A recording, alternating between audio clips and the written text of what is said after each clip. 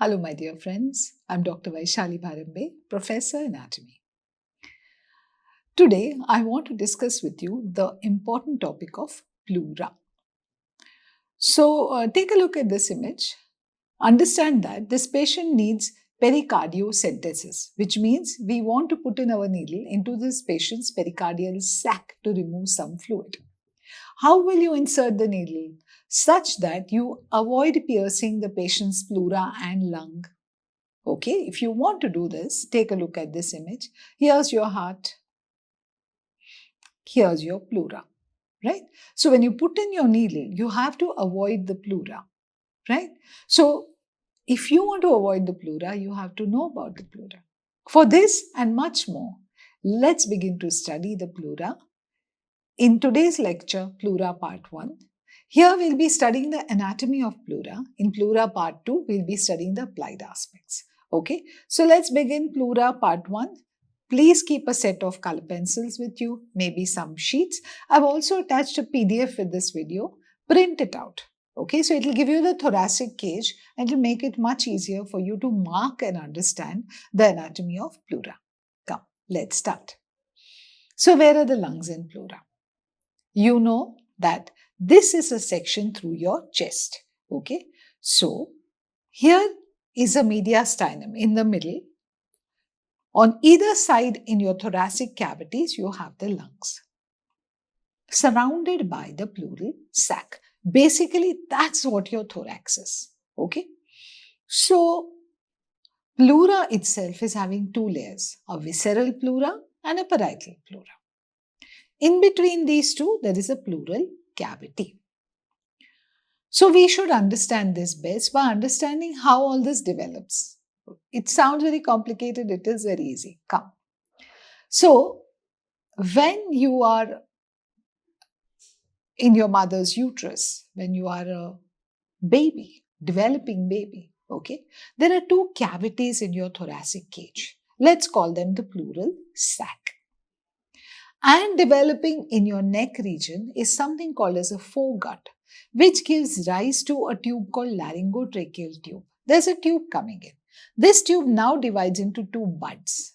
See here, two lung buds. So there are no lungs formed, okay? These lung buds begin to grow. Now imagine what happens when you have a yesterday night's party's balloon. You have a balloon, you blew it up yesterday. Today morning, the balloon is soft, but has it burst and broken? No, it's still there. There's still some amount of air. If you put your hand inside the balloon, will your hand go inside the balloon or will it invaginate the balloon? It will invaginate the balloon. The balloon will come to surround my hand. But is your hand inside the balloon? No, it is surrounded by the balloon. Okay, please imagine this. Okay, so the same thing is happening here. You are seeing the lungs growing. As they grow, they are pushing themselves into the pleural sac such that there is an inner layer of pleural sac which is adjoining the lung bud called the visceral pleura, an outer layer which is the parietal pleura with the pleural sac in between. So has the lung entered the pleural sac? No. The lung has invaginated into the pleural sac. So same thing happening here. You can see how the lungs are growing, and as the lungs are growing, who is reducing in size? The pleural sac. This is the pleural sac. You will see how it's becoming smaller and smaller. Finally, this is what we get.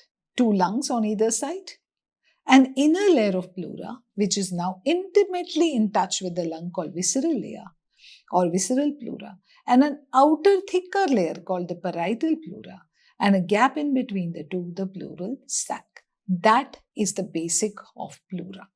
Visceral layer, parietal layer, and the sac in between, the pleural sac. Okay. Has the lung ever entered the pleural sac? No, never. Pleural sac was intact, is intact, and should remain intact. Okay. If you are enjoying this lecture, please like, share, and subscribe to my channel and hit that bell icon. For more of these videos, for more of surface anatomy videos, more of surgical anatomy videos, a lot of drawings and downloadable notes, please visit my website www.vbanatomy.com. Let's continue. Let's now discuss each of the layers of pleura. I'll be first discussing the visceral layer and then the parietal layer. So what is visceral layer? Visceral layer is a very thin layer of pleura which is intimately attached to your lung. See this one, okay? And it's entering into every fissure of the lung as well, okay?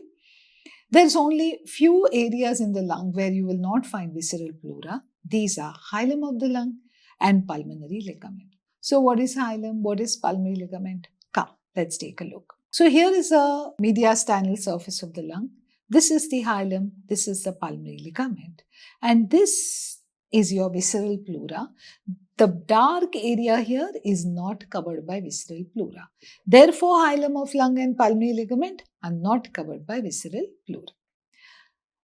Remember one thing. Now, nerve supply is extremely important here. So, I put it right in the beginning. Okay. So, visceral pleura develops from splanchnic layer of lateral plate mesoderm. If you haven't learned it, you will. Basically, the idea is that because it develops from this, it has an autonomic innervation, the autonomic nervous system. And therefore, this pleura is quite insensitive to pain. Okay. Whereas the parietal pleura, which is on the outside, which is thick, receives its nerve supply from the intercostal and phrenic nerves. Okay, because it develops from somatic layer of lateral plate. This one was splanchnic layer. Parietal pleura is somatic layer of lateral plate mesoderm. Because it receives its nerve supply from intercostal and phrenic nerves, it is highly sensitive to pain. This will have an applied effect later. You will understand it. So that was visceral pleura. We will now move on to a thicker layer, the parietal pleura, which lies on the outside. And according to the part of your thoracic cage it is lining, it is divided into 4 parts.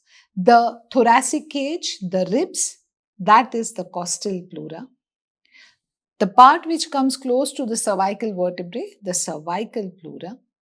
The one that lines the mediastinum in the middle, the mediastinal pleura, and the one that lines the diaphragm below, the diaphragmatic pleura. It's difficult for you to imagine this. Let's now take a look at it through images. Come. So let's talk about the costal pleura. Close your eyes. Imagine the rib cage. Understand that this is the pleura that's going to line your ribs from inside. It's going to be lying just deep to your rib cage. Okay, so come. Let's define the costal pleura. Like I said, imagine it.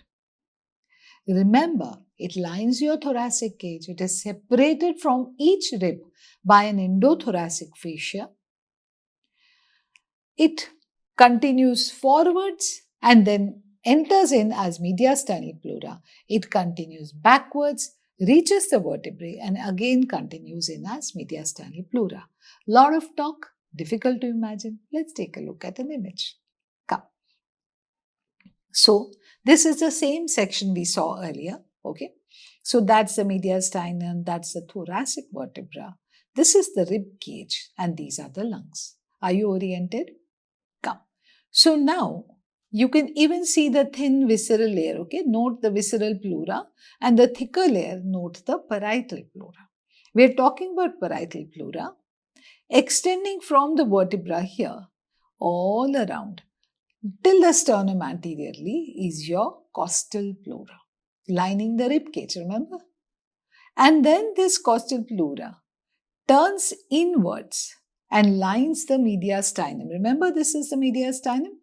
Lines the mediastinum as the mediastinal pleura.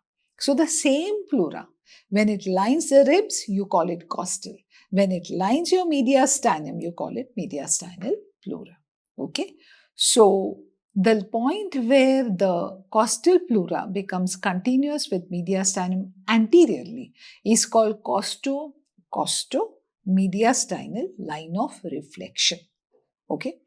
Similarly, when it continues posteriorly, when this continues here, it's called as costovertebral line of reflection. Costomediastinal anteriorly, costovertebral posteriorly. We will be talking about this quite often, so you have to say these terms once. Can you just say it once? Costomediastinal line of reflection, costovertebral line of reflection. Okay, so right. So let's draw the costomediastinal line of reflection. That means anteriorly. Okay, here's your sternum. These are the second, fourth, sixth, seventh costal cartilages articulating with the sternum. So let's begin to draw. Like, how does the pleura come to lie behind the sternum? Exactly what is its extent? At what point in the behind the sternum does it turn inwards? At the costomediastinal line of reflection. Okay, let's draw. So from the sternoclavicular angle, carry your line down to the mediastinum and the sternum, sternal angle. Descend it down till the fourth rib. On both sides, the costomediastinal line of reflection is exactly the same till the fourth rib.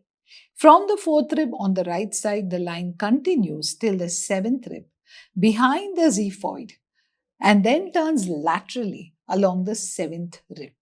Okay. On the left side, the line is a little different. At the fourth costal cartilage,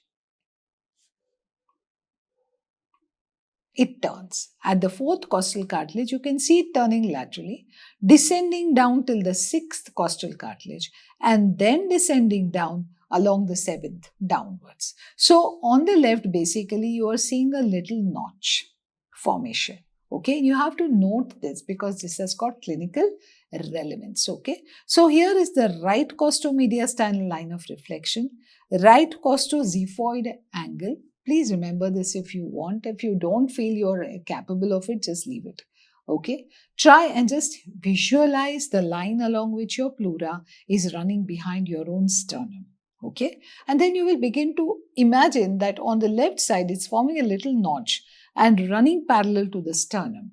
Why? What is the importance? We'll talk about it. Right, so this is the left costomediastinal line of reflection. It would be very good if you drew this on that PDF that I've given you. So why should you remember all this? So now I'm not going to read this. These are notes which I provide. I'm also going to provide them as a PDF on my website. So thoracocentesis. Sometimes you want to put in a needle inside the patient's pericardial sac. Okay, you want to drain it. But you don't want to pierce the patient's pleura. Now go back to the diagram. This spot would be a very good spot for you to insert your needle in. That way you would enter into the pericardium without piercing the patient's pleura. This can only be done if you have a decent knowledge of the distribution of pleura. Got it? And that's why sometimes we study anatomy. Okay, let's continue. Do please pause the video and go through these notes. And let's continue with the costal pleura. So we learned costomediastinal lines of reflection on the left and on the right side. Come, let's go to costovertebral. What happens posteriorly? Come. So here you're seeing the 7 cervical spine. These are all tips of the spines of your vertebrae. Okay. So here you're seeing the 7 cervical spine, the 12th thoracic spine. Okay. These are the lungs. These are the visceral and parietal pleura. And observe how the parietal pleura is descending down on either side of the vertebral column like this. Okay. On the other side as well. So these are called costovertebral lines of reflection. This is the point where the costal pleura reached the vertebrae and then turned inwards as the mediastinal pleura. This line is called costovertebral line of reflection. It lies 2.5 centimeter lateral to the 7th cervical spine down to the 12th thoracic spine. The distance from the spines is 2.5 centimeter.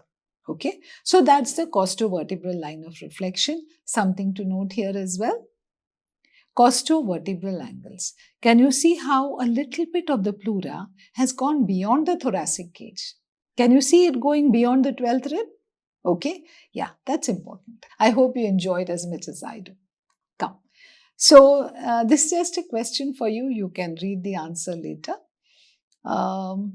Let's now look at a patient from behind. Okay, this is the 12th rib, L1, L2 and so on.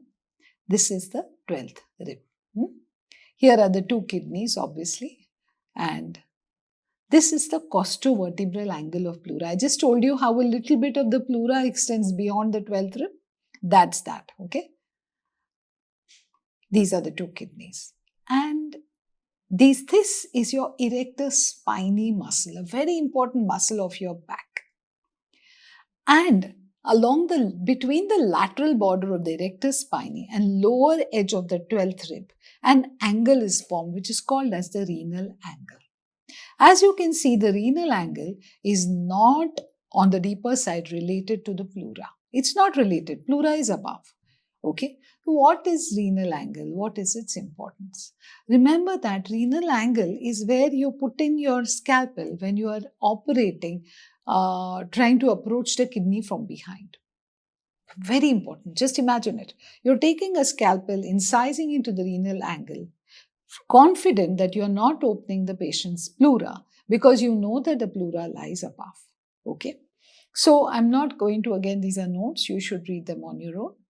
So this is the renal angle. It is not approached by the pleural sac. Now here is your 11th rib. Okay. How do you know that a rib is 12th? How do you know that a rib is 11th? Usually people would say the lowest rib is the 12th rib. Right? But that's the point. You should never count your ribs from below because sometimes 12th rib is absent. You must count your ribs from above, first, second, third, fourth, and go down till 11th. Suppose you counted your ribs from below, and if the 12th rib is absent, which rib would you call as 12th?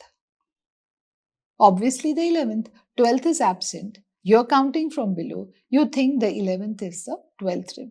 Correct? Are you getting my point? Okay. So now, where would your renal angle be? Renal angle is the angle between erector spinae and the 12th rib. You think this is the 12th rib, so your renal angle therefore is here, isn't it?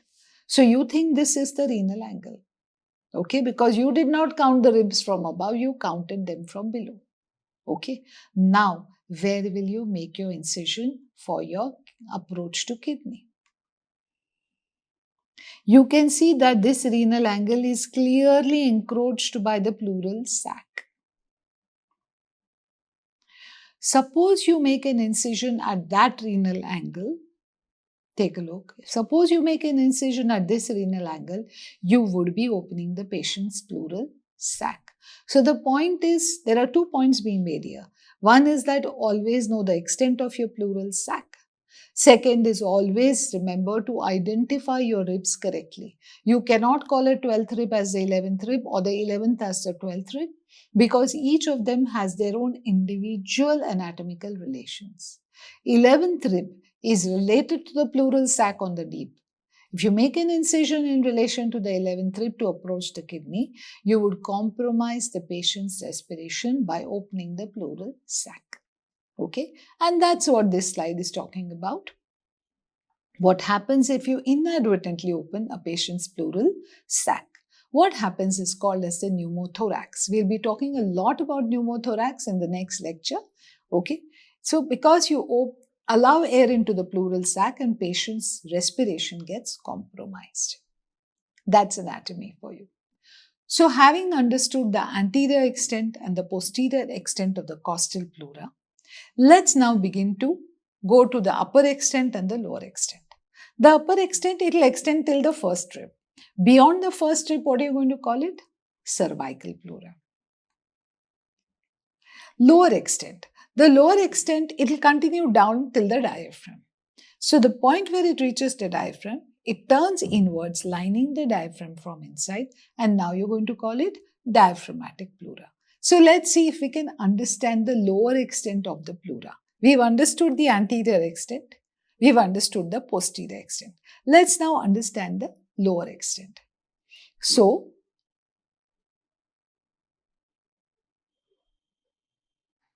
did you note all the ribs?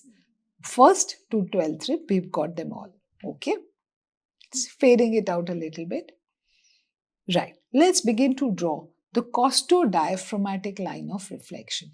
The point where the costal pleura turns inwards and becomes the diaphragmatic pleura. costodiaphragmatic line of reflection, costomediastinal line of reflection, costovertebral line of reflection, costodiaphragmatic line of reflection. Simple English. Okay, if you understand it, you're going to remember. So what happens is costodiaphragmatic line of reflection is again different on the right and the left side. Okay, on the right side you find it descending downwards. The pleura is at the 8th rib in the mid-clavicular line, 10th rib in the mid-axillary line, 12th rib posteriorly at the line of costovertebral line of reflection. On the left side, things are a little different. If you recall, the pleura was at the level of the 6th rib. So from here it descends down to the 8th, to the 10th and to the 12th. Similar on the right side. Just this little descent from the 6th causes the pleura to leave a little space, more space on the left side than on the right side. This is called as costodiaphragmatic line of reflection. Beyond this line, the pleura should be imagined as turning inwards, forming the diaphragmatic pleura. That's the right, that's the left side. Now I want to continue the diagram by completing the costomediastinal lines of reflection on both the sides. So that's your extent of pleura. Continuing this is how it is. Right. So we are done with the costal pleura. Let's talk about the cervical, mediastinal and diaphragmatic. Let's talk first about cervical pleura. Cervical, obviously the part of the pleura that is related to the cervical vertebrae or close to that. Okay. So this is the pleura that extends upwards from the first rib, rising about 3 to 4 centimeters above the first costal cartilage, but never above the posterior end of the first rib. It's medially continuous with the mediastinal pleura, never above the upper border of or the neck of first rib. This is all better seen than talked about. The entire, just imagine your cervical pleura as something that is occupying these two depressions. Feel a depression above your clavicle. Breathe in. Can you feel your lung coming up and touching your tips of your fingers? Okay, that's the cervical pleura. That's where you have your cervical pleura, exactly behind your clavicle, never above the posterior end of your first rib. Okay, right. And this is now very weak area. It's a very weak spot. So this is covered further by a membrane called the Sibson's fascia or suprapleural membrane. I'm going to show you a beautiful diagram. Come, take a look. I'm going to mark this first for you. That's the clavicle.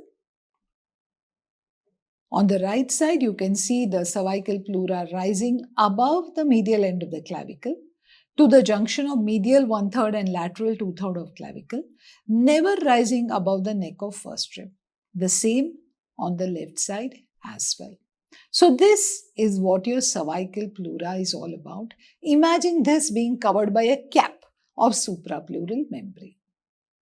What is suprapleural membrane or Sibson's fascia comes as a short note. It's a musculofacial structure which is covering the lungs and the pleura, which is supposed to be a remnant of a muscle called scalenus minimus. Okay. It's attached. Come, take a look. It's attached to the inner border of the first rib. This is your first rib. It's attached to the inner border of this first rib. Upper end of the attachment is to the tip of transverse process of C7 vertebra. Okay. So it's like a little covering for your cervical pleura. And beyond this suprapleural membrane, the cervical pleura is related to some very important structures. Come take a look. You're going to enjoy this. So now this is your suprapleural membrane. Can you see that light colored membrane? And over and beyond it, there are important structures as follows. This is scalenus anterior muscle, only for your orientation. In front of it, you find subclavian vein, internal jugular vein, massive veins of your body. Behind that subclavian artery, behind that brachial plexus. Some of the most important structures in your body are directly related to the cervical pleura, separated by the suprapleural membrane. That's cervical pleura for you. If you're enjoying this, dear students, please like, share and subscribe to my channel and hit that bell icon. Let's continue with the mediastinal pleura. So again, we come to the same image that we started with. This is your costal pleura. And this surface which lines the mediastinum is your mediastinal pleura. This anteriorly is the costomediastinal line of reflection and costovertebral. We've seen this, we've understood it, done. So just understand that this is the anterior part of your mediastinal pleura. This is the posterior part of your mediastinal pleura. And please note that this mediastinal pleura turns inwards here and becomes continuous with the visceral pleura. This blue dotted line represents visceral pleura, which then becomes continuous with your mediastinal pleura. And can you see that there is a tube formed here, something like a tube? Please note that. Okay? And let's continue with our very important discussion on what is the hilum of the lung and what is the lung root. Very often asked in Vivas, note this. So, lung hilum is that area on the medial surface of the lung through which structures enter or leave the lung. Okay? So it's like your mouth. Food enters in and food comes out through your mouth. So the mouth of your lung is the hilum. Whereas what is lung root? Okay? So lung root is the entire covering pleura along with the contents. Okay? All the contents that pass through the hilum along with the covering pleura forms the root of the lung. Okay? So, all this whole thing becomes the root of the lung. The root of the lung in the lower part forms a little hanging structure which is called as a pulmonary ligament. Always understand pulmonary ligament like the shirt sleeve. If somebody is wearing a shirt and you have a little bit of the sleeve hanging below, this hanging below sleeve is your pulmonary ligament. Does it contain anything? Look at it. Does it contain anything? Really, it doesn't contain much. Okay. So, it's a mediastinal pleura. A double fold of mediastinal pleura forms a pulmonary ligament hanging below the hilum. Okay. See, it has a free margin where one layer of mediastinal pleura becomes continuous with the layer anteriorly. It has a free margin. Do any structures pass through? No, nothing of importance. Loose areolar tissue is there in it and maybe a bronchial artery. Then why is it created? It's created because it's an area for expansion in case of increased venous return. Okay. So with this, we have covered the mediastinal pleura and we have to now just touch upon the diaphragmatic pleura. Why am I saying touch upon? Because we've actually just completed it. You remember I told you costodiaphragmatic line of reflection? Remember this diagram? So you have to imagine that the pleura reaches here and just turns inwards, lining the diaphragm. That's the diaphragmatic costal pleura. Just a touch of physiology for you before we end this lecture. There is a fluid pressure in the pleural sac of -10 millimeter mercury. Imagine there is a minus fluid pressure. Okay. So because of this negative pressure, visceral and parietal pleura are always in contact with each other, separated by a capillary layer of fluid. They're always in touch because there's negative pressure, so they pull towards each other. Thus, visceral and parietal pleura just slide against each other during respiration. They cannot separate. So, question is, what happens when they separate? What happens when you open a patient's pleural sac? That's for us to discuss in our next lecture. Okay? So, study this and come for the next lecture. Meanwhile, what did we learn today? We talked about visceral pleura, parietal pleura. In parietal, we spoke about costal, cervical, mediastinal, and diaphragmatic. In the next lecture, we'll be talking about what is costomediastinal recess, what is its applied importance, and then, of course, naturally, we talk about pleural effusion, pneumothorax, pleurisy, pleural rub, and so on. So, a lot of important applied aspects being covered in Pleura Part 2. I look forward to seeing you there. An MCQ to test your knowledge? Come. Pain arising from diaphragmatic pleura near the central tendon will be referred to which region? Okay, epigastric, shoulder, interscapular, lower thoracic. Obviously, it will be the shoulder region because the nerve supply is by phrenic nerve, and to the shoulder, the same dermatome supplies. So, always you have anything related to the phrenic nerve, you always have a referred pain to the shoulder. Another MCQ, which of the following statements about visceral pleura is true? It is insensitive to pain, it is supplied by intercostal nerves, it lines thoracic wall, it's easily separated from lung surface. A is obviously the answer, it is insensitive to pain because it receives nerve supply by autonomic nerves. So I hope you enjoyed this lecture. Do please like, share and subscribe to my channel and visit my website vbanatomy.com. Thank you, students. I'll see you in my next lecture. Bye.